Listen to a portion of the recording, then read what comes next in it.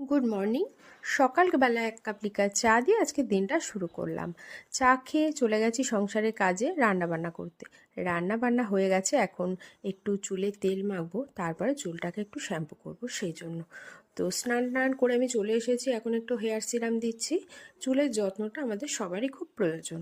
চুলের যত্ন নিয়ে এখন বসে গেছি মেয়েকে খাওয়াতে। এটা হচ্ছে আমার সবচেয়ে বড় কাজ এবং খুব চ্যালেঞ্জিং কাজ। তো মেয়েকে খাইয়ে ঘুম পাড়িয়ে দেবো। আর এই যে দেখো বসে আছে আর একজন, তো ঘুমাতে ঘুমাতে একটু দুষ্টুমি করে নিচ্ছে আমার সাথে।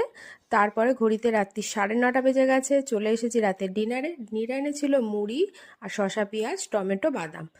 রাতে একটু স্কিন কেয়ার করে নিচ্ছি, আমি মাখছি গুড ওয়াইফসের নাইট ক্রিমটা। তো দেখো মুখটা কতটা গ্লো করছে, খুব ভালো ক্রিমটা, তোমরাও ইউজ করতে পারো। তো যাই হোক, আজকের দিনটা আমি এভাবে কাটালাম। তোমরা সবাই ভালো থেকো, সুস্থ থেকো, টাটা। আবারও দেখা হচ্ছে কালকে একটা মিনি ব্লগ নিয়ে।